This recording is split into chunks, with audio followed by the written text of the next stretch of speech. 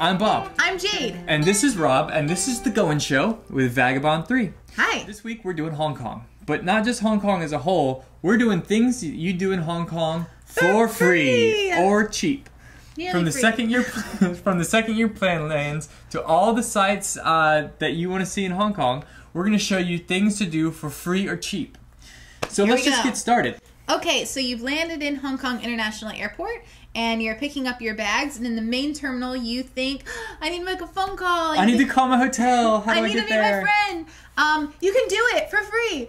There's phones that are set up in the main terminal that say courtesy phones, and they are that. You can make local phone calls for free. So. But before you leave the terminal, make sure to get your octopus card. They come in a bunch of different kinds. Now, what it is kind of like what in the U.S. we call a pay-as-you-go credit card. Mm-hmm. You put some cash on it, you can carry it around, you don't have to swipe it anywhere, you tap it, it's taken at convenience stores, which is great because Hong Kong is the most densely populated city for 7-Elevens. And so you can use it there, you use it for the metro, which is where it started, you can use it at fast food restaurants, places, I'm sure. So make sure you get that, and the great thing is when you get done with it, you can take it back on your way out of the city and you get your money back. So maybe you already know what you want to do, but maybe you haven't decided. So actually, you can go over to discoverhongkong.com. They have sample itineraries you can choose from. You can drag and drop different things that you want to do, so it's special to you. I really like nowguides.com. They have itineraries already done out in different day increments, 3 days, 7 days, and also for different types of journeys. And another great thing they have is top 10 lists of activities around the city, such as nightlife, hiking, outdoorsy type things, food. Invaluable resource, I think. Awesome. So now you want to see the city, but maybe on a broad view. Before you get into it. Yeah, before you get into the nitty-gritty. So there's two ways that we like. You can do the double-decker bus. Which, immediately when I hear double-decker bus, I think tourist trap.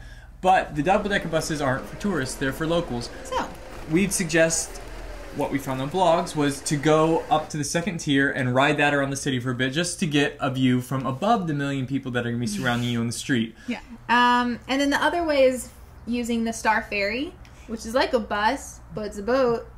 It's like a bus one. It's like a ferry, so you can see the skyline of the city and get a big picture before you really delve in, or while you're going through it. We've never been to China before, so we're really interested in the culture classes. They have something called Cultural Kaleidoscope with the Hong Kong Tourism Board. And you can take all kinds of classes, Tai Chi classes, cooking classes. Learn about the antiques, how to go shopping in the markets, about jade, different jewelry. One of the things I'm most excited about, though, is to take a ride on a junk. It's a traditional Chinese boat. It's the wing boats you see in period movies. And it's literally for pocket change. Now, you've seen all that. You're probably hungry. Yes, and you probably want to try the dim sum. Everyone talks about it. There's a really great reference guide on dim sum on discoverhongkong.com. It actually shows you pictures and tells you what's inside each of them so that you'll know what you're ordering when you're there. Now, everyone's going to get some dim sum, but another great place to try is the kitchen stalls. Which are basically street food, street stands. There's two really great sites. One is gohongkong.com. It talks about where the main streets are for these, what are their busiest hours, what time should you go. And then there's another one, playtotheday.com, which is a more personal view of this guy's experience traveling and what he ate in Hong Kong. These kitchen stalls are a great way to experience local cuisine and stay on track with the rest of your day. Perfect. And maybe some of the rest of your day includes seeing one of these really unique things. There's a bunch of museums that you can see on Wednesdays for free. Also, if you aren't there on Wednesday, you can get a museum pass that gives you access to all of them for about $4 US. It's really inexpensive. There's also the longest covered escalator in the world in Hong Kong. It is a long escalator. Woo! Everything we read says just that it's a really long escalator. But if you're there, you might as well do it. It's free, and there are bars all along the way. So if it's just an escalator ride, you might as well start drinking. Drink up. And maybe after you get off the escalator, you want to continue drinking. They have really great happy hours in Soho, which is really trendy with expats and tourists and a lot of British, Irish, and Aussies. So we'll check it out. Cool. We love those people.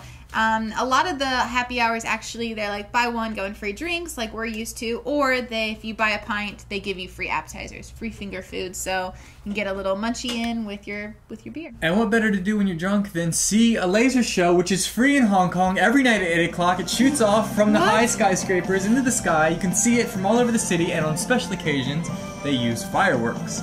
So it is definitely worth checking out. Now, like we said, you can see it all over the city. Let's talk about getting out of the city a little bit, though. And let's start with, if you're going to see this laser show, a great place to see it from is the Peak. Right. The Peak is a high hill overlooking Hong Kong. Mm-hmm. It's got a shuttle that runs right to it. We'd suggest taking the bus, save a few pennies. Yeah.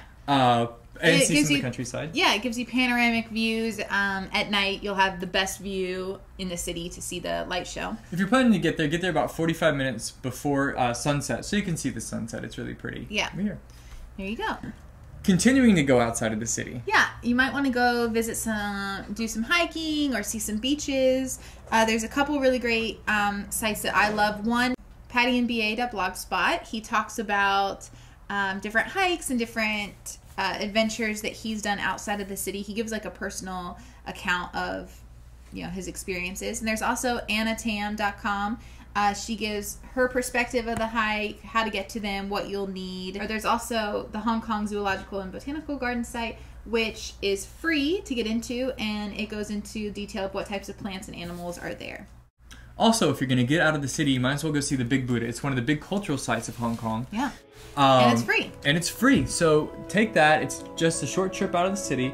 Now, if you want to go inside to the actual temple, you're going to have to bring an offering, which you can buy. Make sure you buy it, though, or you can't get in. Now, before we go, we're going to tell you a few sites to check out about Hong Kong that we think will just help round out your trip. Of course, you can't mention anything without the two big dogs. Lonely Planet and Fromers both have great sites on Hong Kong, what to do for free or cheap, or just what to experience, what are must-do things. So make sure you check those out. But Time Out Hong Kong is another great site that lists different movies, theater, music, what's going on right then. It also has a list on their website of 45 things you must do in Hong Kong.